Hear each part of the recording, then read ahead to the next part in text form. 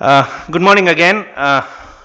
It's a very huge topic to handle in 10 minutes. So I've just given you, I'll try and give you the basic essence of evaluation and management of bone tumors. Just looked up what is benign. When you talk of benign, what is benign? The Oxford Dictionary says gentle and kind. The Webster Dictionary says not harsh or stern. But very often in the human body, this cannot be considered as, very often cannot be considered as gentle and kind. Because as Dr. Subin was just saying, giant cell tumor, even though considered benign, are aggressive and can cause a lot of harm to the human body. So benign tumors can range from static lesions like non-ossifying fibromas to locally aggressive lesions like aneurysmal bone cysts and giant cell tumors. They all have classical X-ray features. So by and large, they can be diagnosed with a plain X-ray alone and is completely curable. So those are the essential features of a benign bone tumor. For diagnosis, the certain points that needs to be looked into. One, age. Majority of the benign bone tumors occur in the second decade. Be it non-ossifying fibroma, be it chondromyxoid fibroma, be it giant cell tumor, all of them occur in the second or maximum the third decade. And pain is one of the predominant features. And some benign bone tumors like osteoblastoma has classical features because they respond very well to non-steroidal anti-inflammatory drugs or aspirin. Many of them present with a dull ache which is worse at night and a very slow or drawn out progression. And if there are systemic symptoms like fever, when you are encountered with a lytic lesion of the femur, always consider an infection instead of a tumor. Some systemic associations of benign bone tumors like the hereditary multiple exostosis, where the patients can have short stature, or signs of chronic refractory otitis media, as in the case of Langerhans histiocytosis. Caffiole macules associated with osteotic fibrous dysplasia, which is called the McCune-Albright syndrome, or even the neurofibromatosis 1. Soft tissue myxoma associated with the Mazabrod syndrome, that's a soft tissue myxoma with polyostotic fibrous dysplasia. Hemangioma associated with osteochondroma is called the Maffucci syndrome. And again, regional lymph nodes are hardly ever involved, and if involved, must indicate infection or a systemic process. Diagnosis is essentially by X-ray. Where is the tumor? Location of the tumor in the vertical axis as well as the axial plane. What is the tumor doing to the bone? What is the bone doing to the tumor? And are there any intrinsic characteristics that suggest histology? These are the four essential points that you look for in an X-ray. Now, based on the location, most of the benign bone tumors are metaphyseal in origin. A couple of them were chondroblastoma or the giant cell tumor, which can be epiphyseal in origin, and a few in the diaphysis like the fibrous dysplasia, or we may even consider the osteofibrous dysplasia, and even the adamantinoma. All are diaphyseal in origin. So based on the location, you can make a fairly accurate diagnosis. So also based on the location in the axial plane, giant cell tumors are eccentric. Solitary bone cysts are central. So based on the axial plane location also a fairly accurate diagnosis can be made. And what is the tumor doing to the bone? Essentially lysis, sometimes sclerosis like this. When you see sclerosis like this with the bump, with no destruction of the bone, think of an osteoblastoma. Usually it's an osteoblastoma, rarely can be osteomyelitis, Gary's osteomyelitis. But by and large, all benign tumors have this appearance, the so-called soap bubble appearance with trabeculations, irregular destruction of bone with trabeculations, no expansion of the cortex, very little expansion of the cortex, no periosteal reaction. What is the bone doing to the tumor? Essentially what it tries to do, it's a slow growing process, so the host, all the mechanisms, immunity mechanisms of the host come into play and they try to wall off the tumor, and where you have a very sharp and narrow distinction between the abnormal tissue and the normal tissue, the so-called narrow zone of transition. And if there is a periosteal reaction, it usually indicates malignancy.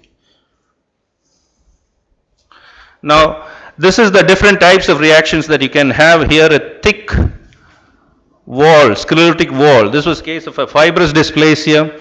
This is a non-ossifying fibroma where the sclerosis is not as thick as this, and here there's hardly any sclerosis, but the zone of transition is very, very narrow. From the normal, it abruptly changes to the abnormal. Talking of periosteal reactions, just for completion's sake, you can have the lamellated kind of periosteal reaction usually seen in Ewing sarcoma, or the sunburst appearance usually seen with osteosarcomas. Now, based on the response of the host or the bone to the tumor, Lodwicks has graded these geographic, so-called geographic lesions, because they are well demarcated, into different grades, and all the benign tumor will fall under the grade 1. The thick sclerotic margin which you saw is grade 1A, narrow sclerotic margin, or it's called the rind sign. When you cut orange in half, what you see, the rind of the orange you see, that's what it's been compared to, and that's why it's called the rind sign. And then you have the narrow sclerotic margin as 1B, usually in a non-ossifying fibroma, and when there is no margin at all, no margin in the sense no sclerotic margin at all, it's called 1C. So a 1C, an example of a 1C tumor would be a giant cell tumor. For completing the Lodwicks grading, though not part of this talk, I'll just do, he's also graded made two other grades, grade 2 and grade 3. The moth-eaten destruction, which is essentially described as multiple 2 to 3 millimeter holes, and permeative destruction, which is less than 1 millimeter holes, multiple, and there is absolutely no, you cannot tell on an X-ray where the abnormal ends and the normal begins. So those are the examples of grade 2 and grade 3, where there's absolutely no demarcation here. There's some sense of demarcation here because that appears to be normal, that appears to be normal, and this lesion only. But here it just goes on and on and on. So that's grade 3. Then come the intrinsic character of the lesion. I talked about the intrinsic character of the lesion. What you're looking at is the matrix of the lesion. Just for an example, even though this is case of osteosarcoma, just for example, this is what you're looking at. Either solid or fluffy bone new bone formation, or in case of a cartilaginous matrix, you can have speckled I forget the other name for it, speckled calcifications within the tumor. In summary, so you have a well-defined, in benign bone tumors, you have a well-defined sclerotic border, a sharp or narrow zone of transition, usually a very small size or maybe even multiple lesions as in the case of adamantinoma, and it is confined by the natural barriers of the growth plate and the cortex, which minimal destruction of the cortex. At best you can have some endosteal scalloping, and there's hardly ever any extension in the soft tissues. The exceptions are aneurysmal bone cyst and giant cell tumor. Enneking has staged these tumors into benign, latent, active and aggressive based on their biological activity. CT and MRI is very rarely required for diagnosis, except for maybe in the axial skeleton, where it's difficult to see on X-rays. Cortical changes are maybe difficult on X-ray. Matrix identification, as you see here, there's a calcification in the matrix. This is a CT scan. And location in the axial plane, an X-ray may not give you. So when you're trying to curate out small lesions like that, you need to know exactly where it is located. MRI only if there is a soft tissue extension or you're anticipating a medullary split as in giant cell tumor. Bone scintigraphy only if you're suspecting malignancy. These are classified into bone-forming tumors, cartilage-forming tumors, fibrous lesions, and cystic vascular, again only for descriptive purposes. Treatment, by and large, many of these tumors can be treated by observation, like enchondroma and fibrous dysplasia, even though we know they go in for malignant transformation, you need to keep them under observation. It's not that you forget about it, you have to keep them under observation. Aspiration and methylprednisolone injection has been tried in unicameral bone cysts. RFA is something that has come into play in the recent years, especially for RFA is radiofrequency ablation, which has come into play for osteomas and osteoblastomas with gratifying results, and you've all heard about curettage and bone grafting. Sorry. In summary, benign bone tumors often are discovered incidentally. Most benign bone tumors can be diagnosed with plain radiographs, and many of them can be observed, and very only symptomatic or aggressive benign tumors may be treated with curettage and bone grafting, or rarely a radical excision and reconstruction. Thank you very much for your patient hearing.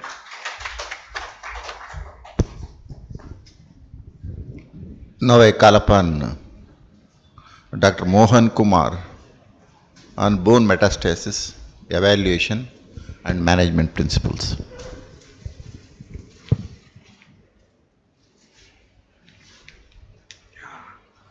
Good morning, everybody. Greetings from Sri Ramachandra University. I thank the organizer, Dr. Ashok Johari and Dr. Hitesh Gopalan, for this rare opportunity. I am going to give the brief overview of the metastatic disease of the bone. And as you know, that bone is an active tissue where there is a resorption, reversal, formation and resting phase of the bone remodeling take place.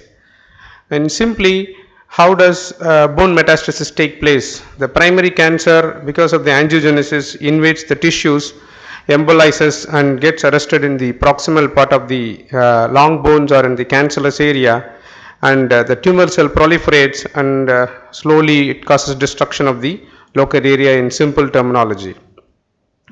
And first description about the metastasis was described by Dr. Paget's of Paget's disease. He published his report in Lancet 1889 as seed and soil hypothesis. As you all know, the common sources in adults, that is the metastasis, the 5 first common sources is breast, lung, thyroid, kidney and prostate, and also from bladder, uterus and gastrointestinal tract. In children, you can get metastasis from neuroblastoma, Ewing sarcoma, osteosarcoma and malignant soft tissue tumors. The common sites of vertebral metastasis, the most common site is the vertebral column, pelvis and ribs, sternum, that is a cancellous bone, and also in the femoral shaft, humeral shaft and skull. And usually metastasis is supposed to be rare below the elbow and below the knee joint, but some lung, kidney and colon malignancies can come in the wrist and the hand and foot areas. There are 2 types of metastasis, osteolytic and osteoblastic metastasis. Osteoclasts are activated and break down the bone. The osteoblast doesn't form it. It causes decrease in bone density and carries a high risk of fractures. Some of the common osteolytic secondaries are from thyroid, kidney, adrenals, uterus, gastrointestinal tract, but various other malignancy also can cause osteolytic secondaries. Osteoblastic metastasis, the bone is abnormally dense and stiff, but it is also very fragile. There is a very high risk of pathological fractures. Some of the common osteoblastic secondaries are prostate, lymphomas, bronchial carcinoid, bladder cancer, nasopharynx from stomach, medulloblastoma, neuroblastoma. But very often you see mixed secondaries, that is, you will have both osteolytic and osteoblastic type of lesions, very common in breast, lung, cervix, ovarian and testicular tumors. The commonest mode of spread is by the bloodstream, but some visceral tumors you can have a direct spread, like a CA bladder can spread directly into the pelvic bone. It's not uncommon. So when you see a patient with metastasis, you have to have a careful clinical evaluation, history, pain, examination of spine and limbs, and try to look for primary, and almost more than 50% of the time you may not be able to identify the primary at first time. Careful neurological assessment and look for signs of hypercalcaemia. And pain is very often in most of the lesion types, and remission exacerbation typical is very typical like rheumatoid arthritis. and there won't be much change in the lesion. Some metastases present with pathological fractures, usually due to a trivial injury, and very common with lytic lesions, very commonly with vertebral bodies and in the proximal long bones. And some tumors can present with, some tumors can present in the metastasis in the spine can present with the cord compression neurological problem, and some osteoblastic lesion can just overgrow, can cause compression of the vertebral column. And skull lesions can press on the foramen, can cause neural compression. Hypercalcaemia is one of the very common, particularly in the osteolytic metastasis. It is less common in prostatic cancer, and almost 30% of CA breast patients develop this problem, and it is due to excessive bone resorption and impairment of renal calcium excretion. Always look for parathyroid level, because some parathyroid adenomas particularly will look like a brown tumor, will mimic almost like a secondary, and where they respond very well to treatment of parathyroid adenomas, and it's very easy to treat it with IV biphosphonates. You have to go for a routine investigation, particularly the serum calcium, phosphorus, alkaline phosphatase, serum protein Ag ratio, some tumor markers, and standard investigations like X-rays, bone scan, CT, MRI, and biopsy. X-ray is the basic investigation, and most of the time it picks up the lesion, and if it is possible, if we can take a fluoroscopic guided biopsy along with a plain X-ray. And bone scan is the standard investigation. It is very highly sensitive but not very specific.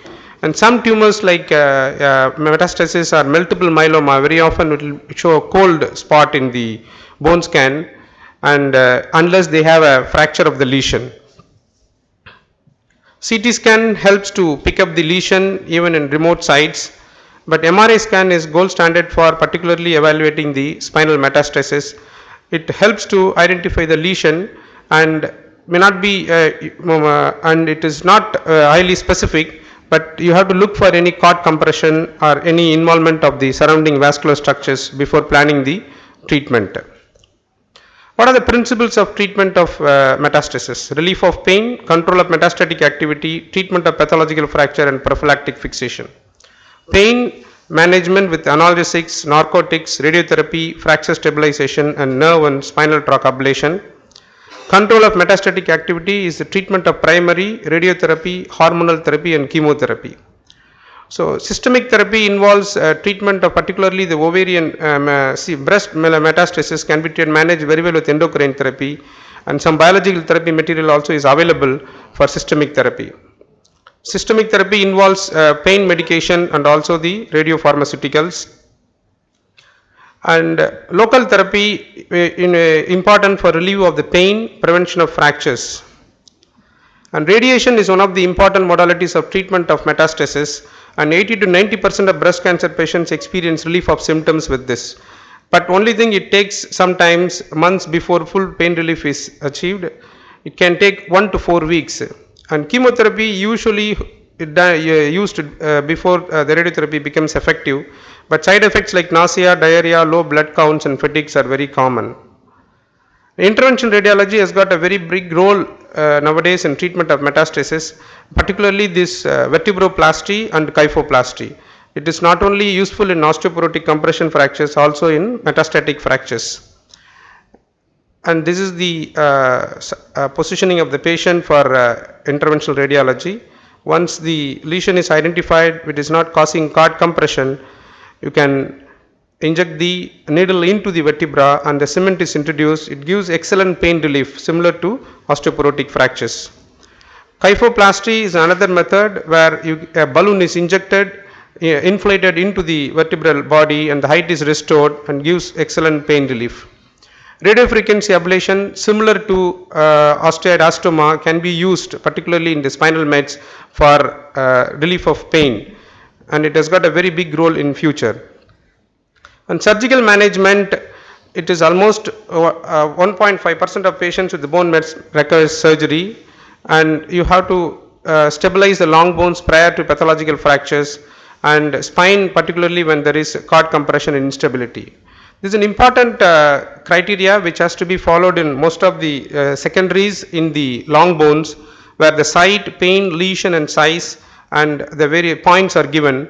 And if the patient score is more than 10, you have to go for a fixation, whether it is prophylactic or after the fracture, before the fracture. Non-fracture group less than 7, you need to have a careful evaluation. It has to be followed in any patients with a pathological lesion in the long bones. Some of the indications for some of the relative contraindications for surgical treatment: moribund patient, infected wound, acute DVT, neurovascular encasement, severe malnutrition, and the patient has got a very short expected survival. So careful planning of the surgery is important, and you have to different areas needs different types of treatment. Long bones, the best treatment will be going for an intramedullary nailing, and for in the acetabular or femoral head and neck, you can go for a bipolar prosthesis. And massive endoprosthesis arthroplasty is indicated provided the patient's lifespan is good. Some of the clinical examples, you put the Merrill scoring.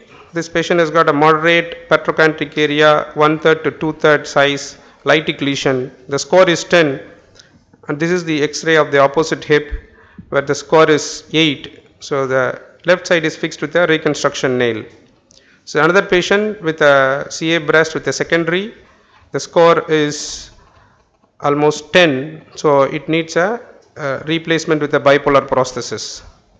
So another patient with a CA breast, the score is 11, and there's already it is a fractured, so it's an MRI picture, needs a cemented total hip with a acetabular reinforcement ring. Even the left side is replaced with a reinforcement ring.